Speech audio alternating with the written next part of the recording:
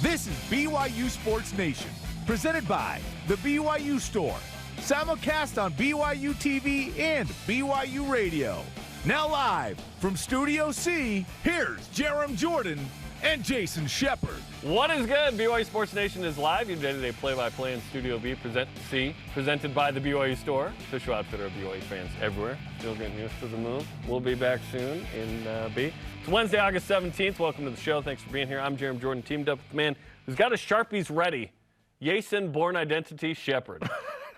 Yeah, we've got the Fan Fest tonight, and like Terrell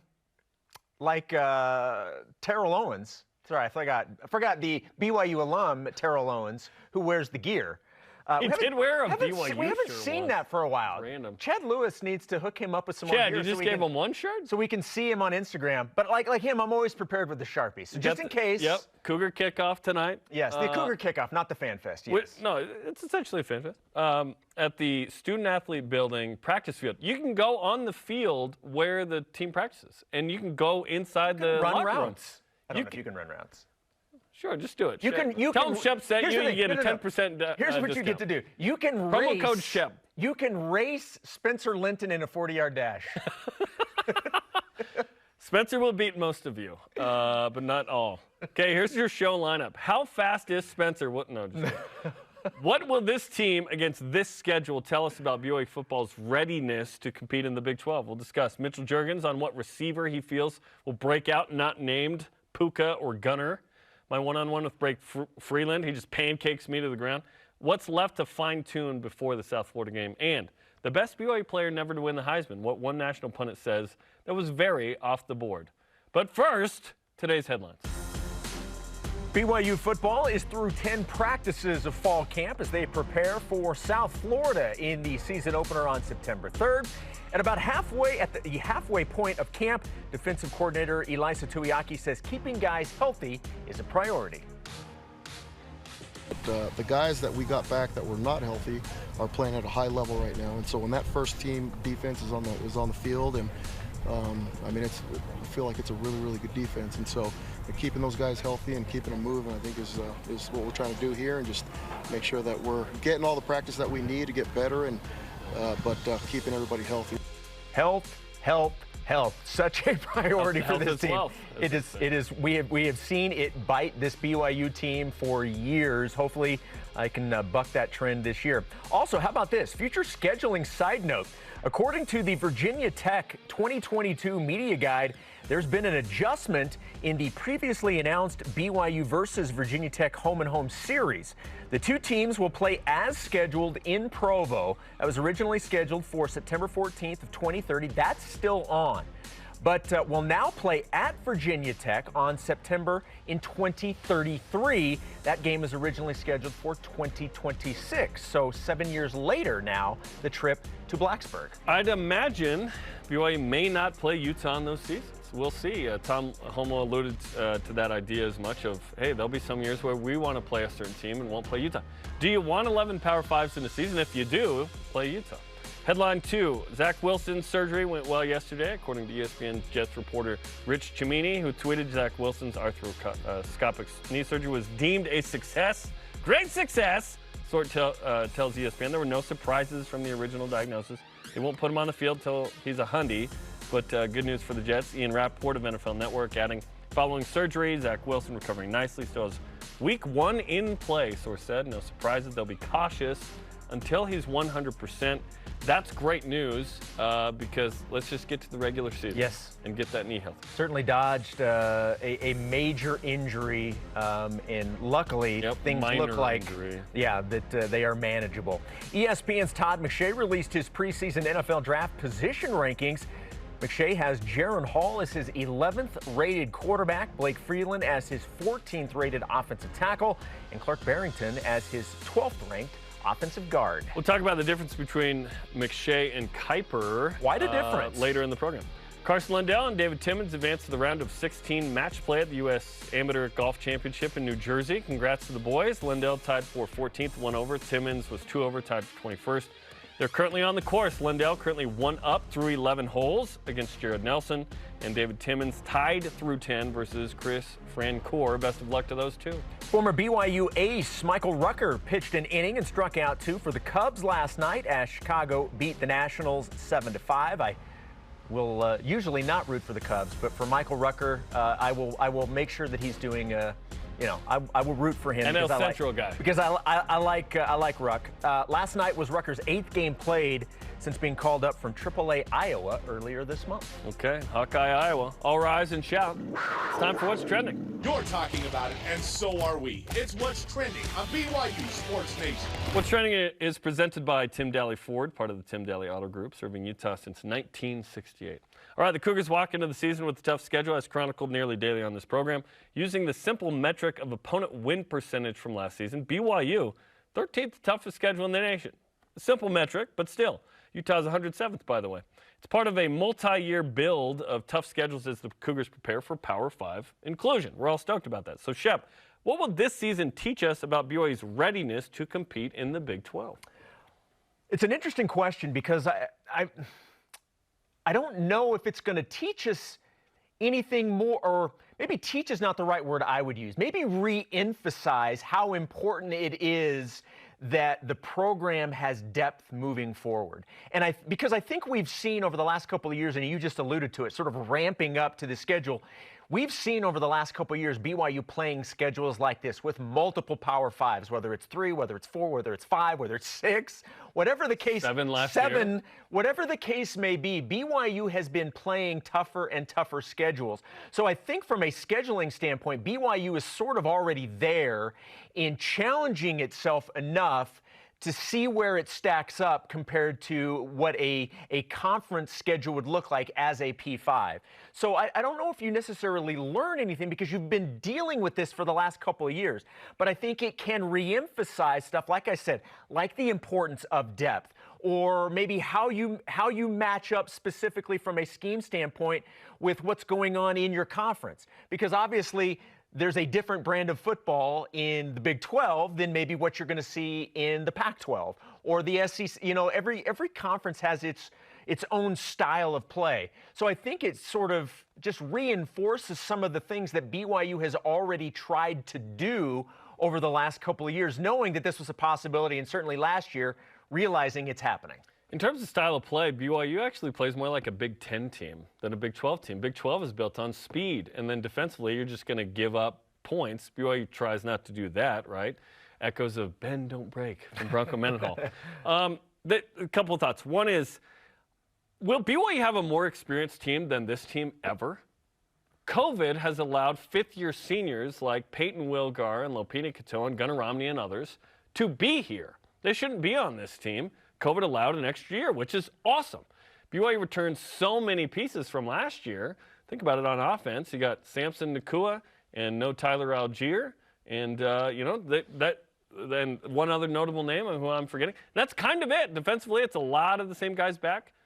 This is a special group in terms of the ability to be crazy experienced with this team. So I'm not sure it's a one-for-one in terms of, yes, BYU will have a team like this in terms of experience and talent in the Big 12. The hope is that in the Big 12, BYU continues to get more talented, more Pukas, more Kingsleys, more Jeurgens, and so on, to where you can compete for a Big 12 title. About cloning? Yes, I just finished Clone Wars on Disney Plus, so it's all about the clones. I would take a couple more Jerens, Kingsleys, yes. Gunners. Order 66 is coming against the Big 12. Let's go on the field, right? And then development is something that BYU's been really good at. Think about where Blake Freeland has come from as an left tackle. This dude was a quarterback in high school. Like, he wasn't a four-star fight. He wasn't Kingsley in high school. Like, you can have two different kinds of guys be first-round draft pick types. And Tyler Algier obviously was a walk-on, a linebacker, and then a running back, and we've chronicled his story well. BYU is very good at development. BYU overachieves often. You look at the ranking of recruiting classes and the types of guys that BYU gets on paper, but then you see BYU's performance on the field. BYU is not the 60th best or 80th best team in the country consistently, like its recruiting ranking. It's in the top 25 the last 2+ years. So Yeah, I want to say that, yes, this season is, okay, if this experienced group can handle this schedule, BYU can compete in the Big 12. I don't necessarily feel that BYU will compete next year in the Big 12 if this season goes well and BYU loses a lot of pieces. It'll be make a bowl game. The standard will change, not the go for 10 wins thing we're saying right now. This is the most confidence we've walked into a season with for BYU football since 2009. Really since 2009. 2013 was an 8-5 team with a junior Taysom Hill and Jamal Williams. We were stoked. And then 2014, Taysom Hill gets hurt, and it's a tough season. Jamal doesn't play, was that 2014 or 15? That's a tough year, right? Luckily, we got him back in 16. So I'm not sure BYU is going to have exactly this kind of experience due to COVID in the Big 12. But the hope is that BYU continues to handle these types of schedules to the point where, yes, 1 year you can go 9-3, maybe you have 2 losses in conference, and you're that second team in the title game, and New Year's 6 possible if you lose that title game. Well, and this is obviously not breaking news or anything, but look, any team that goes from a G5 into a Power 5, we've seen that there is a learning curve, and there's a trajectory that you have to get on from a recruiting standpoint that's going to take some time. Now, BYU has known it's going to the Big 12 for a year. So you've had a year's worth of time to begin that recruiting trajectory up. And it goes to what I was saying in terms of the depth. It goes to what you're saying in terms of getting better players as you get into these conferences. I agree with what you said. It's a little different with this year specifically to try and gauge how the rest of or the next couple of seasons are going to go in the Big 12, because this is so unique in terms of the amount of production that you have. Now, you're going to have at the end of the year guys who are seniors that are naturally going to move on, but you have so many guys who have NFL potential on this roster at key positions that will likely not be here because they're going to have opportunities at the next level. So that's another reason where it's very difficult to take this year specifically and say that you can learn a whole lot that may help you maybe next year. But I think that's where the depth comes in, which ultimately is recruiting and ultimately building this program stronger, which we've seen since Kalani came in 2016. It is steadily got better. The recruits have got better. Better transfers for sure. Everything. There's no question. Development. Yes. So this year specifically is different, and next year certainly will be, because all the things that we're talking about that are the positives going into this year probably aren't going to be there going into next year because you're going to lose so much. Jaron Hall is in his 5th season here. Right. Like, you forget, he just sat out 2020. And could have another year if he wanted it. Yes. I don't think he'll be here, I don't think right? he will We don't either, think he yes. will. I also, let's phrase it differently. Like, if this team can't handle this schedule to the point of, say, 9+, will BYU be able to do that in the Big 12? Like, the hope is you can get better, certainly. But, like, this team's extra experienced and extra talented, most talented, in my opinion, since 2009. If they can't handle this schedule, how long does it take for BYU to be able to handle it? Look, because this is a special group yes. in terms of experience and yes. talent. I appreciate the question, and I understand what you're saying. But every season is so unique, and I don't know if it's fair to say that because of all this. Look, and I'm not trying to lessen the expectations. What's unfair about it? Well, every season has its own set of circumstances. Every opponent is different. You may have your best team, but you may also face everybody else's best team, so the wins and losses theoretically could not be what you thought. And it doesn't mean that you weren't as good as you thought. It's maybe that you ended up going up against some teams that were at their peak, and maybe their peak was better than yours. So I understand what you're saying, and we all think this team is capable of 9, possibly 10 wins. There's no question about it.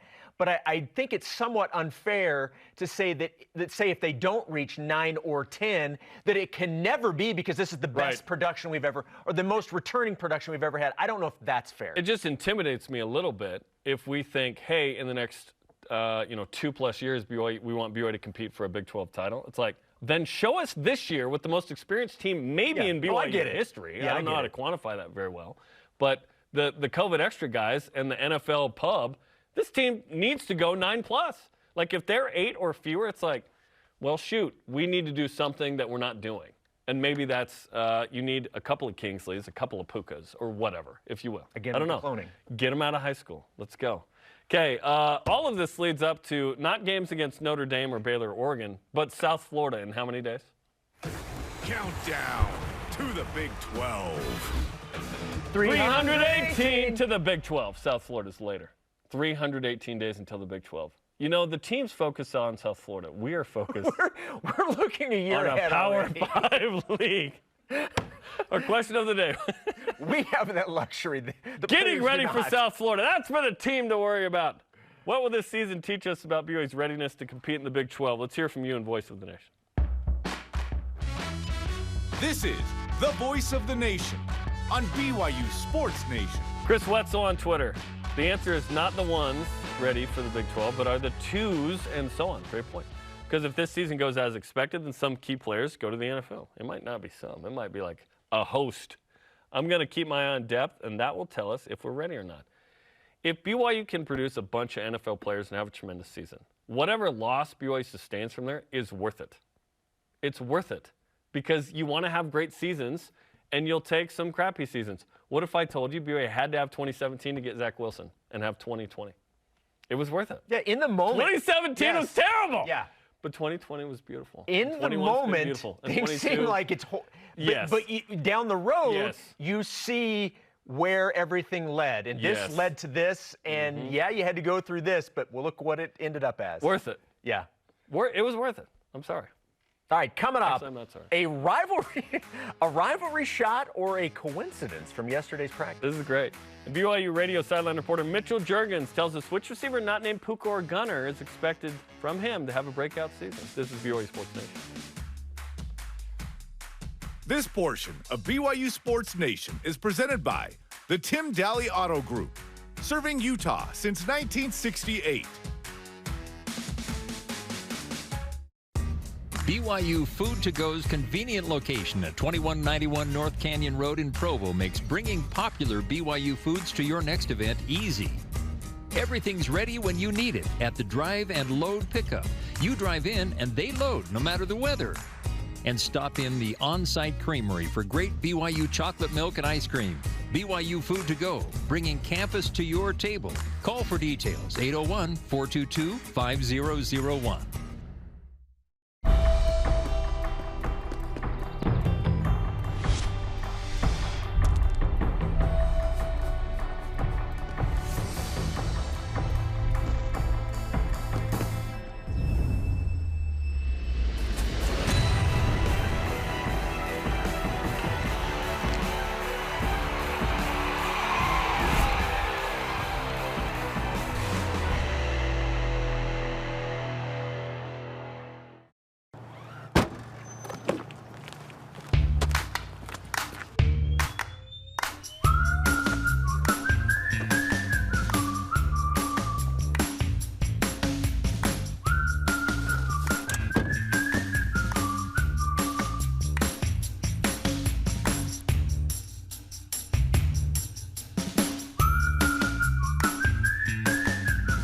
Quick crack.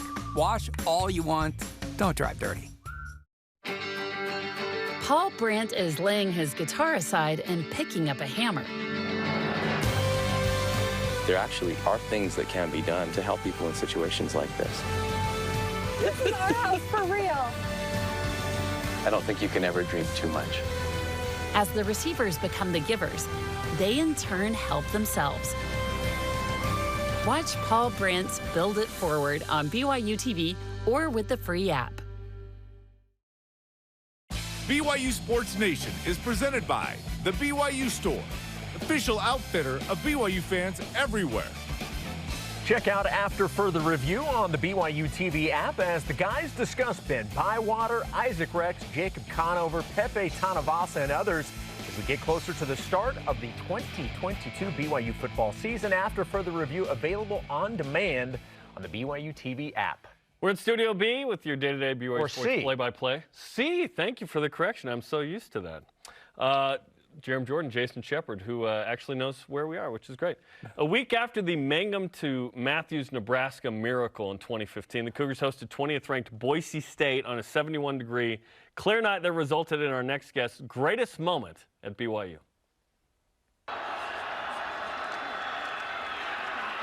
Pressure from behind. Mangum flips it into the end zone. We've seen this before. Touchdown, BYU! Mitchell Juergens climbs the ladder, plucks it out of the air, and nothing less than a prayer from Tanner Magnum. Well, Tanner Mangum, but Tanger? yes. Tanger? Tyler Magnum was also a great quarterback. Why show that clip? Why not show that clip as we welcome in BYU radio sideline reporter for Cougar football, Mitchell Juergens, to the program. Mitch, does that get old watching that? No.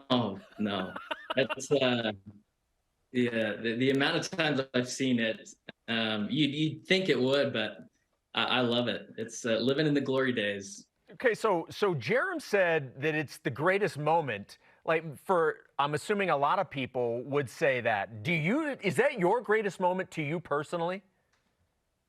I mean, on the football field, it has to be. This is to be in that position to make that catch.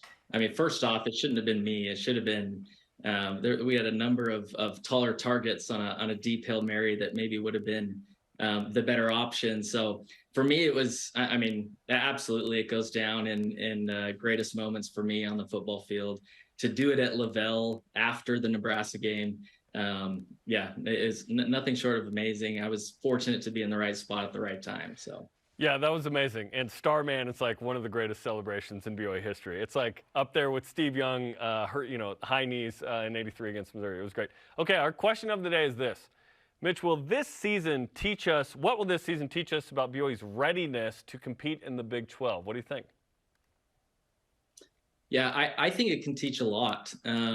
As we look at this season, I mean, you look at the schedule, and this schedule that we have is we have less P5s on the calendar. I think it was than last season. We've got 5 this season. We had 7 last season.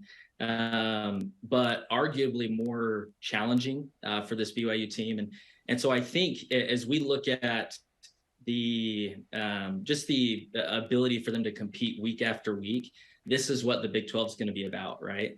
You don't get many breaks in the schedule. There's a lot of competitive teams that have winning traditions, and so to prove that, hey, BYU is ready to make that leap, they're going to have to put together a pretty good season and just get used to the fact that week after week you're playing competitive football teams that know how to win.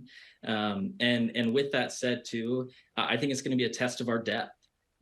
We saw it last season as we started to lose a couple of key players and maybe the quality of our performance declined a bit. And so I think this gives a huge opportunity for these,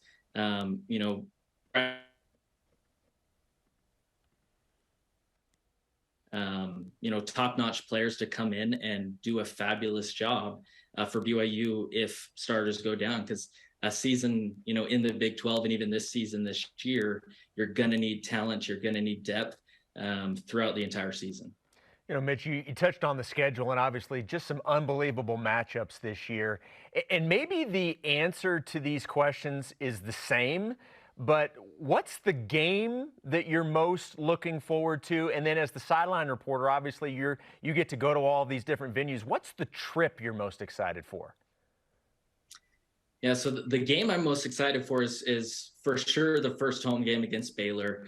If things go as planned and as it should, these are going to be 2 ranked teams in Provo at LaVell Edwards Stadium, under the lights. It's a late kick. I'm a huge fan of the late kicks at LaVell. I think there's a special energy that's brought under the lights. And so 2, should be 1-0 teams ranked in the top 25. And so I think that game, it's also going to be a revenge game for BYU. So coming in, they know how physical Baylor was the last time they played them. I think they're going to be ready for it. And so that game, I think I'm most excited for. As far as the trip, I think I'd have to say the Notre Dame game in Vegas. Selfishly, I wish we were playing Notre Dame at Notre Dame. I wasn't fortunate enough to be traveling at the time when BYU went to Notre Dame and played them in their stadium. I think that could have been maybe a little bit more iconic for me, but you can't go wrong with Allegiant Stadium. It's going to be a fun game, a huge, an amazing atmosphere. And hopefully at that time too, we've got two pretty high ranked teams and a good battle in Vegas. We're talking to Mitchell Juergens on BYU Sports Nation, BYU football sideline reporter. BYU fans were hoping that Notre Dame game was in Provo. You wanted it at Notre Dame. For those reasons, yes. Those games would have been epic, right? And BYU certainly had opportunities to win there in 2012 and 13. Okay, let's talk about the series that BYU's going to end for a little while. We don't know when BYU's going to play Utah State again. It sounds like they will. Boise State, they may not meet up for a long time, if ever again. Who knows? Which of those two series will you miss the most? Boise State. I think the ongoing rivalry that we've had with Boise State has been pretty remarkable. I mean, I have a brief, a little bit of a personal connection with that rivalry, but it's always been competitive. These are teams that no matter where they sit in the rankings, ranked, not ranked, this is whether we're playing on the blue turf or at Lavelle Edwards Stadium, it's always a battle. I mean, these are two very competitive teams, and it almost feels like when the two teams get together on the field, you never know what you're going to expect, right? Boise pulls out their bag of tricks. I feel like in the past, BYU's even brought the bag of tricks against Boise to beat them where they've beat a lot of others, and so that's definitely a series that I hope we can continue. I don't know what that's going to look like, but definitely going to miss seeing the Cougars play the Broncos year after year. We have talked so much about this offense and the potential of it as a whole, but when you look at the individual players, Mitch, right at the top of that list has got to be Puka, Gunner. What are your expectations for Nakua and Romney in this offense this season?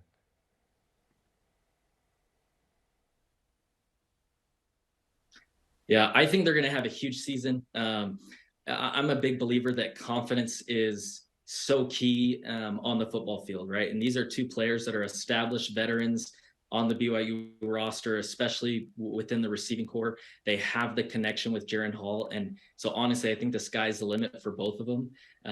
We talk about, and I've seen reports in camp, I mean, the wide receiver depth right now is top notch. With those two guys at the helm, you've got, Chase Roberts, Cody Epps, Keanu Hill, even, hearing a lot of good things about Braden Cosper and his just ability to make plays, very reliable, consistent receiver. And so I think that, for this entire group, there's so much at stake that gets BYU fans excited for. As a former receiver, very excited for the potential that this group brings this year. And I mean, it's led by two guys, Puka and Gunner, who have done it before. They've been there, they've done that. And I think confidence is going to be at an all-time high for both of them, which is going to reflect in their performance. All right, Mitch, you talked about Puka and Gunner. Who's a guy that isn't one of those two who you think will be a major factor this year among the receivers? It's hard not to say Keanu Hill. The way that he finished last year was pretty remarkable. He was given opportunities to step up and make plays, and he did that. So I'm super excited to see what he can do for the Cougs this season. I also want to see Chase Roberts on the field. I don't know if this comes as my new hometown. I'm an American Fort guy now. Never thought I'd say that, but that's where I live. And with Chase Roberts, just what he did at American Fork his senior year, I think he just absolutely dominated. Almost 100 catches, close to 1,800 yards, 18 touchdowns. That's a ridiculous stat line. I'd love to see that guy get loose and get opportunities. I think he's got the potential to truly take over an offense. But obviously he's learning from the greats with Puka and Gunner, but he's definitely someone I'm high on and excited to watch play for the Cougs this season. Mitchell, how likely do you think it is that BYU has at least one 1,000-yard receiver this year?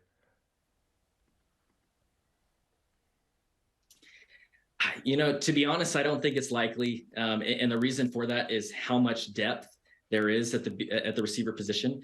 As we look at, even when I played, I don't think I was part of a team where we had a 1,000-yard receiver, and I think it was just collectively we had a ton of talent, a ton of great playmakers on the offensive side that demanded attention. And so with, yes, I mean, I think Puka and Gunnar both can be 1,000-yard receivers. But as far as it actually happening, I think there's just too many targets to go around, because we're not even taking into consideration the tight ends. We haven't talked about them yet. But there's a lot of talent at that position who's going to demand some attention from Jaron. So I don't think we'll see a 1,000-yard receiver. I'd love to see Puka and Gunnar get as close to that as possible. But if they don't get there, that absolutely doesn't mean that they were impactful this season, and that Jaron had a great connection with both of them. Let's talk about those tight ends. Isaac Rex coming off of a broken foot against USC, but he said he's on a pitch count until game 1, and hopefully we'll go at that point. Dallin Holker has been a guy that we've been excited about in 2018 before his mission last year. 200 yards, 235 yards. What kind of expectations do you have for those two? Yeah, those two specifically, I'm high on their ability to contribute. I think Dallin Holker specifically, he's got to be one of the most athletic tight ends I've seen. Just his ability to move and catch. I mean, he catches the ball like a receiver. And so I love watching him play. As long as he can stay healthy, I think he can have a big year. And then Isaac Rex, I mean, that's just a big target that is incredible in the red zone, as we've seen here at BYU. And again, I think he's a veteran player that's been there. He's done that. He has experience on the field, and that confidence is going to show as he steps in. And so those are two tight ends that I think we've got a lot of confidence in both of them, and they can prove this season that they're just as able to make the big plays as the receiver group can. Well, it's going to be a great season. We're excited about it. Thanks for joining the program, and we're going to hear from you a bunch this year on BYU Radio on the Sidelines, Mitchell. Hey, thanks, guys. Pleasure. Thanks, Mitchell. Appreciate it. Mitchell Juergens, who's going to star man right after this interview in his office there. Good insight into the receivers. By the way, nice background for him, too. That's a nice background. Built-ins aren't cheap. Just saying. You know what I'm saying? Nice. Impressive. Hey. Got that sideline reporter extra cash, you know what I'm saying? Look, he's right. Like, we've talked a lot about it. The wide receivers, it's going to be really fun. And I love what he said. Let's say it's somebody that you don't get a 1,000-yard receiver. It's not because the talent's not there. It's because you have so many different areas that you can throw the ball. Yes. And you have such a collective on the field from an offensive standpoint that BYU needs a collective on the field and off it. Yes, apparently. Yeah, for NIL deals. Let's go. Okay, what's coming up? All right, Blake Freeland goes one-on-one with Jarom Jordan, and I think we know how that's going to end. Yeah, I'm going to get destroyed. And the BYU player off the board that Seth Davis says is the best to never win the Heisman. This is BYU Sports Nation.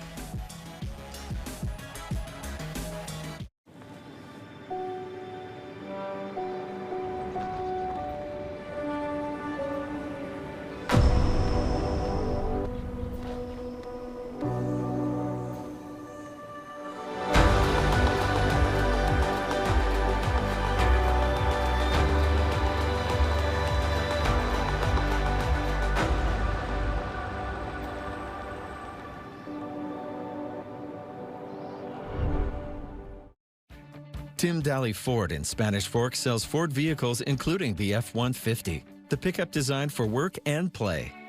Tim Daly Ford maintains a large inventory, providing more choices for selecting an F-150 with the power and engineering to carry and tow heavy loads.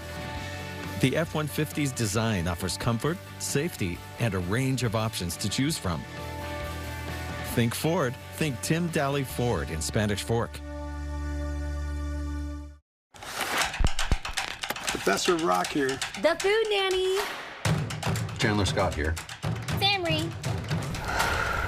Hey, everyone. Hello. I just want to tell you about this amazing, excellent, cool account called My Style. My Style checking. I'm talking travel points. Gift card. Concert tickets. All just for using my account. That's My Style. So check it out. Give it a shot. Open your My Style checking account today. Familiar with the BYU TV app? Yes. I beg your pardon? Sure, it's got great original TV shows. But it also gives you access to family films for free. Wow. Awesome! So gather around, grab some popcorn, and let us do the rest. It'll be fun. Watch some of your favorite films anytime, anywhere. with the free BYU TV app. I like it. This portion of BYU Sports Nation is presented by Maersk, your e-commerce logistics shipping partner. Welcome back to BYU Sports Nation. To interact with the show and get great content throughout the day, follow us on our social media platforms on Facebook, Twitter, Instagram, YouTube, TikTok, and Meerkat. We are not on Meerkat. And Meerkat. One of my favorites, though. It's no longer a thing. If you know, you know. One time I went live, the entire BYU Sports Nation episode on Meerkat. I just loved the logo, that it was an actual meerkat. Shocking that would be the logo, background. Right? Yeah, he's Jason. He loves meerkats. It cracks me up. I don't know why. I am Jarom. Let's whip it. Cougar Whip Around is presented by Maersk, your e-commerce logistics shipping partner. All right, Mason Wake tweeted out the following with this picture. It says, free tickets to the Vegas game to whoever can guess what we're talking about. Jarom, what are they talking about? This is from Photo Day. Also, the Vegas game is fun. It's against Notre Dame. He's asking, did you know that Built Bar employee number 1 is behind us? Nick Billich. Nice. Who wears a hat to Photo Day? That's what he's saying to Gunner. Or does Kate Finnegan have QB hair or what? Who's on the left of Gunner? See, Those are my options. I'm thinking he's saying, I'm hearing a rumor that there may be a chocolate cougar tail. Oh my gosh. Dude, did you hear? Did you hear? They should make I'm going to talk to, honestly, I'm going to talk. It's all maple all the time? Honestly, somebody told me there's one game like it for like maybe like the blackout games. Okay. That maybe they do the chocolate. Interesting. I'm not a maple bar guy, so I would enjoy the chocolate. You're not like a carb guy. That is true. Yeah. Amen. Yeah. All right. It's pretty healthy, man. Hunter Miller, shout out to Hunter, tweeted out a royal helmet concept with the Beat Digger Cougar on a block Y. This is cool. Do you like this? I do like it. I think it's really cool. And that's what, look, the kids like the different uniforms, the helmet combinations. Way to sound old. I think that's amazing. And I love that it's on a matte finish helmet. I don't like it. Oh, I love it. Okay. All right. I thought you were going to go the other direction. I do that to my daughter quite a bit. Throws her off. Okay. BYU basketball tweeted that, quote, Show and Tell had a clear winner with a picture of Elijah Bryant, who'd stopped by the basketball offices with his Milwaukee Bucks championship ring. Nice. All right, if you were going to bring, if you're going for the win in a BYU Sports Nation Show and Tell, what are you bringing?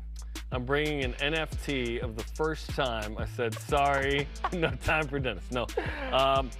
Realistically, Tyler Haws' shoes, he gave them to BYU TV and BYU Sports Nation. Yes. From the game where he broke Jimmer Fredette's scoring record. That's awesome. Cool. That is cool. And tell, right? I think I may have told this story on the show before. Tell it again, Shep. When my wife and I got married, I was working with... How many years ago was that again? More than a couple. A guy that I worked with, David James. Shout out to David James. DJ. He is good friends, went to college with Jim Rome. Yes, that Jim Rome. So David, as a wedding gift to Heather and I, I'm just making sure people realize I'm talking about the Jim Rome. Yeah. James. Got him to sign a picture. So Jim Rome wrote to us, Jungle Karma to your marriage. Jim Rome. Rackamy's out. And so he gave it to us in a frame. I still have that to this day, so that's what I would bring in. I'm so proud of that. The show and tell. Yeah, that's James what I would. Rome. The Jim Rome wish Karma. Jungle Karma to my marriage. And did it work? We're still going strong. That's great, man. Jungle Karma. So many jokes. Fox College Football poses this question on Twitter. Who's the best player to never win a Heisman Trophy? Then CBS's Seth Davis, a college basketball analyst, responded with Jimmer Fredette. Is he wrong? No, and Seth's love for all things Jimmer Fredette is one of the great things on social media. He's still on that Jimmer Mania train. Why wouldn't you be? Why would you ever get off of the Jimmer Fredette train? No. Speaking of James. Yeah, James Taft Fredette. James. He's not wrong. Taft Fredette. Yes. So okay. Isaac Rex was asked yesterday. Jungle Karma. Jungle Karma to your marriage. Isaac Rex was asked yesterday about about his thoughts on preseason polls and if he paid attention to them. Here's what he said. I don't even know where we're at or care.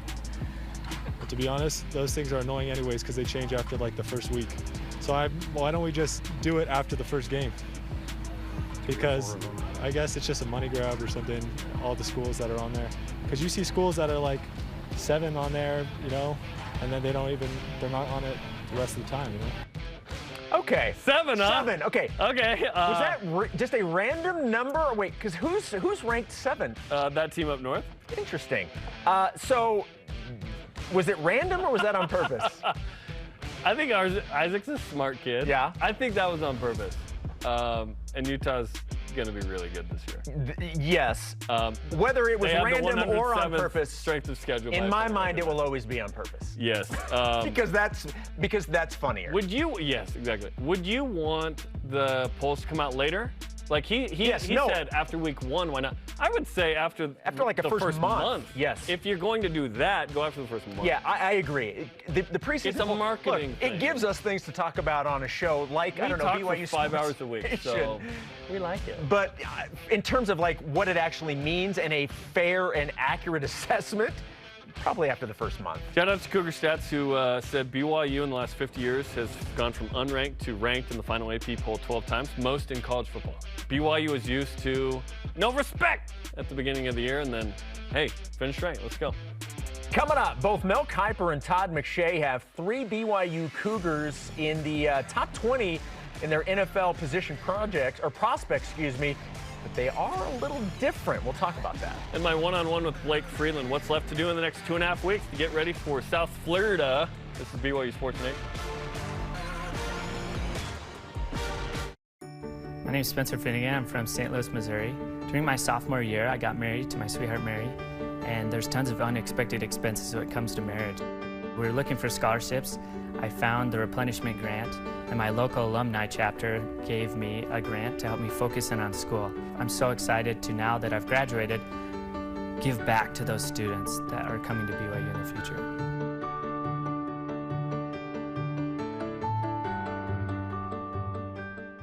Hi, Spencer Linton here, letting you know when your company joins the BYU team as a corporate partner, your brand can be featured in sports programming on BYU TV and BYU Radio. In addition to all of the great games, you can be part of the BYU coaches shows, place your message in Countdown to Kickoff, basketball pre- and post-game shows, and each weekday on BYU Sports Nation. We invite your team to join ours and become a corporate sponsor of BYU Athletics. For details, email sponsorship@byu.edu today. I know what it's like to be overlooked, to be doubted, to fly under the radar. I only had one offer coming out of high school, but I was ready for every moment, every opportunity, and every shot that I got. Now I'm playing professional basketball, aiming to be one of the best shooters on the planet. And I'm just getting started. Be ready for your moment with Rapid Reboot, the future of rapid recovery. There's nothing quite like doing a live sketch. Having the audience like nearby is really, really neat to just be able to connect with them and hopefully make their day better. When you are doing a sketch and you hear your first laugh, it's just like, here we go, let's go for it. I mean, one of the most rewarding things is having people saying like, I struggle with this or this, and you guys are able to make me laugh at it and realize like I'm not the only person going through those things.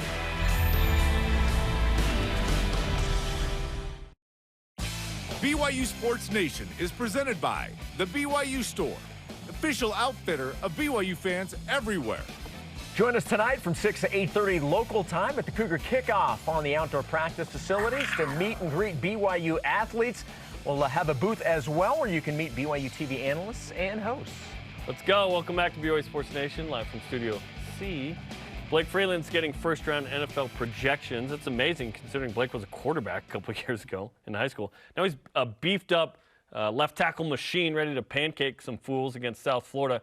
I tried to bull rush him at practice yesterday. It didn't go very well in the form of questions. Here's Blake Freeland.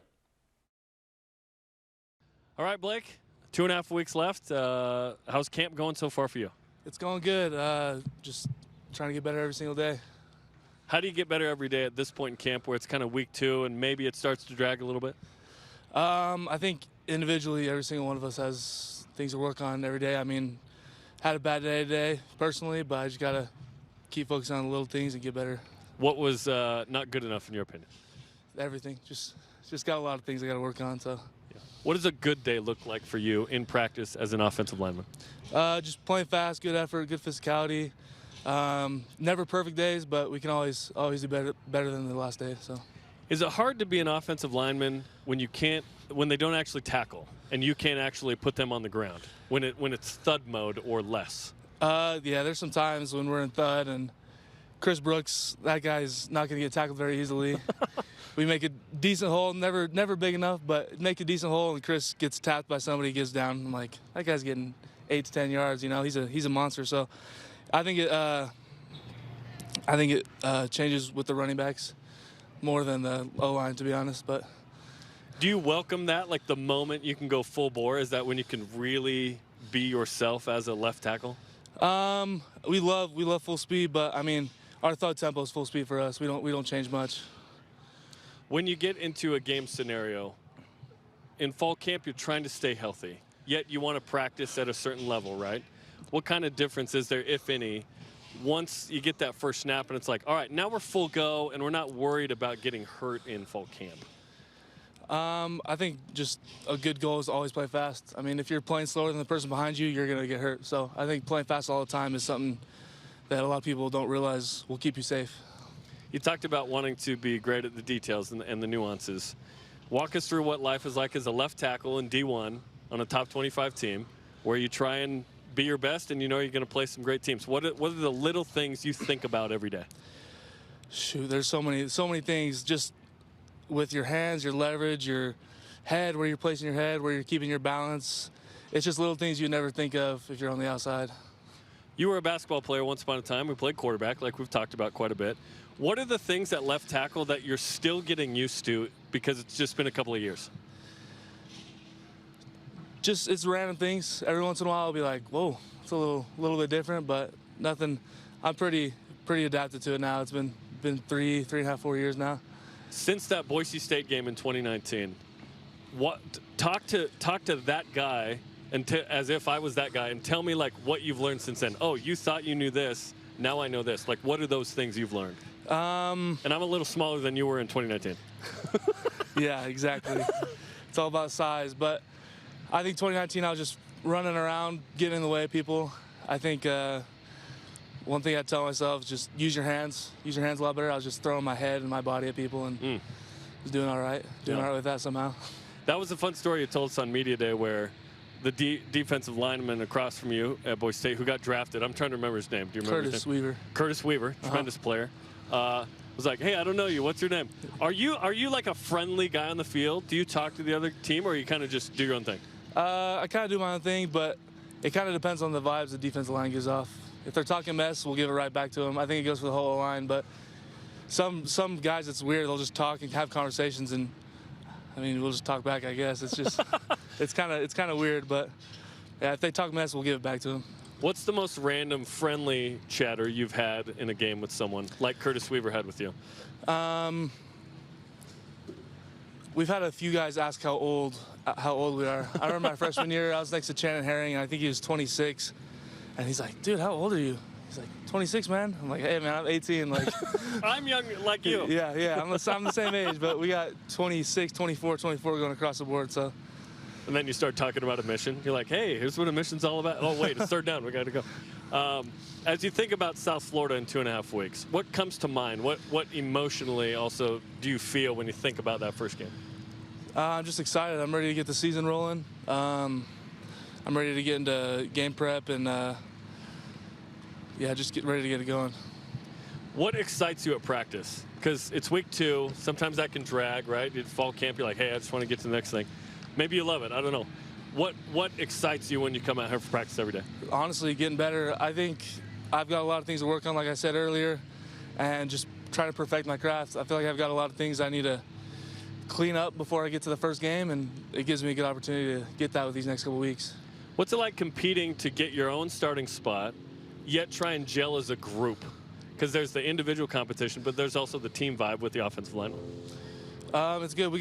We got 7 to 8 guys that are all really close and all willing to play together. So I think we got some good team chemistry there, and we got a lot of dudes willing to play and ready to work together. So it's good. Okay, so looking at your gloves here, you have them taped to your wrists. Yes. What are your hands like after a practice or a game? After this situation, because it's like what, probably 2, in the case of a football game, what, 4 or 5 hours? 4 or 5 hours. Yeah, games, practice not as bad, but games, my hands are all just white and like pruny fingers, just drenched from sweat. Just sweaty. The gloves take like 2 days to dry off. 2 days? Are you serious? Yes. Sometimes I'll come back to practice the next day, it's still wet. I'm like, it's nasty. It's like a hockey jersey or something. Yeah, exactly. The worst smell ever? Not too bad. Not too bad? Little Febreze on there or something? We get new gloves every once in a while, so nice. I try to keep them fresh. Nice, that's awesome. Okay, what should fans be looking at that maybe they aren't in game one headed into the season? Because we have kind of the same storylines that we discuss a lot, but what do you as an offensive lineman, what do you want the fans to know about with this team? Shoot, I don't know. Besides the left tackle. I'm just kind of worried about ourselves right now. I mean, they can just watch what we got game one, you know? We're going to try to put on our best performance and compete, so. Talk to me about the D-line and kind of who sticks out and who gives you a good challenge across the way there. There's a lot of good dudes on the D-line. Tyler Batty does well every day. Lorenzo Falatea, it's good to have him back. There's a lot of dudes giving us the work, so it's good to have. Do you ever miss being a quarterback? Sometimes, but no, I love it. I love O-line. I love offensive line. So. How was your arm as a quarterback? It was all right. Yeah? Yeah, what are we talking about in terms of, like, in a game, reasonable distance that you would throw? 60 maybe. You throw it 60? Yeah, I think 72 is the farthest I throw. Not in a game, but just chucking it. Just chucking it. Could you throw it 60 like right now? Probably not. I'm not saying I want you to do it. I want to keep your arms good. Probably not. The shoulders are kind of shot. Shoulders are different musculature up there? Yeah. Okay. Who's the strongest dude on the team right now? On the team?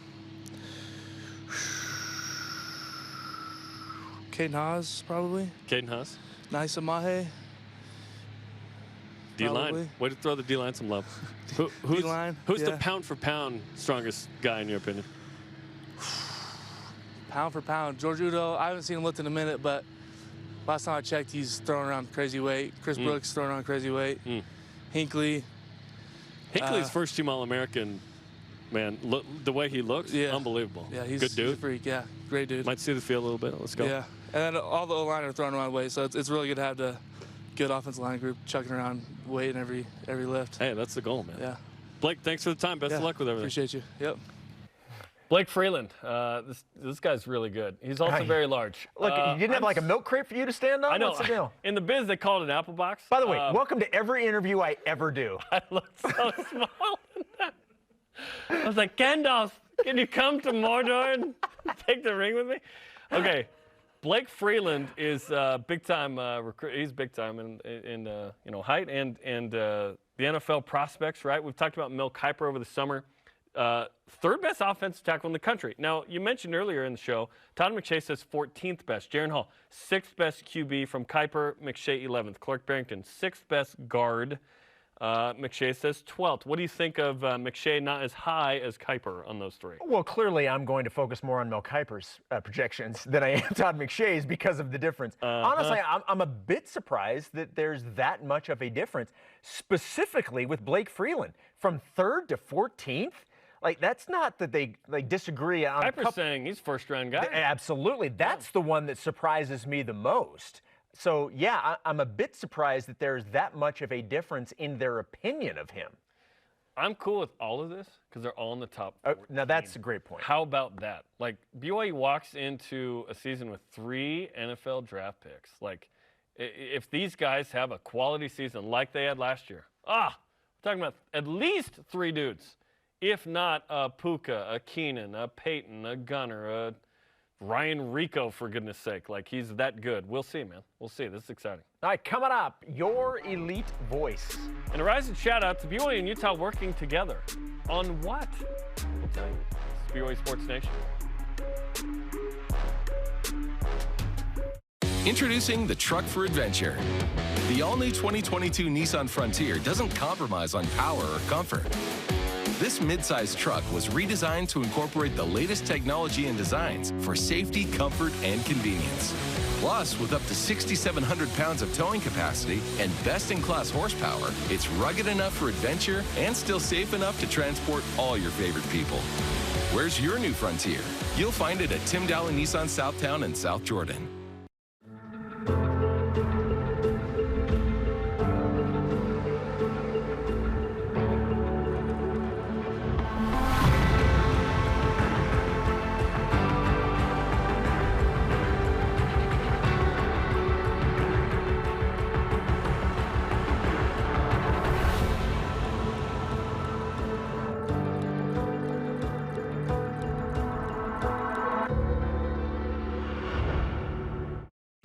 TV time into together time with the BYU TV app. Watch all your favorite shows when, where, and how you want. This isn't like a practical joke, is it? No, sir. Immerse yourself in stories with all the feels. Go on uninterrupted journeys of discovery and see families coming together while watching with your own.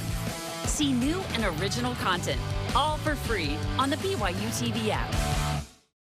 There are things happening in Seaburg. They care more about people spending money than they do about people getting sick. If they're causing toxic pollution, it is everyone's fight. We can't just let them get away with it. If anyone can figure this out, it's my brother. Friends don't abandon each other. Fine. Be heroes. I know what it's like to love someone so much you'd do anything for them. Whatever happens, I'm glad we're facing it together. Me too. This portion of BYU Sports Nation is presented by Mountain America, the official credit union of BYU Athletics. BYU Sports Nation is on demand. Download the BYU TV and BYU Radio apps today, or download the podcast on your favorite podcast platform. While you're there, please subscribe, rate, and review. Our question of the day: what will this season teach us about BYU's readiness to compete in the Big 12? Justin Larson on Twitter. Beat Baylor in a one-score game, and that's validation. Beat Baylor by a landslide, and that's a statement that the Cougars have come hunting for Big 12 prey. Feels like Justin Larson's in the hunting game. Yeah, knows a little bit about it. Probably a few animals mounted there, above the stairwell, perhaps. Our elite voice of the day, presented by Sundance Mountain Resort. At CL_living. Actually, we will learn after the Baylor game if Big 12 schools are ready to compete in Provo. Oh, switched it around a little bit. I see what you did there. I like it. That is going to be interesting because it's kind of our last tell, right, of, okay, BYU versus the Big 12. We had the game last year. That's the only game where BYU was overmatched. Baylor ran for 309 yards. But we're going to see Mr. Bohannon in South Florida here. Gary. Hello. Gary, don't call me Jerry. Yeah, it's like Parks and Rec. If you watch Parks and Rec, you probably love it. Today's Rise and Shoutouts are presented by Mountain America, the official credit union of BYU Athletics. U.S. Department of Education's awarded BYU and Utah, their Center for Latin American Studies and Asia Centers, $7 million to share.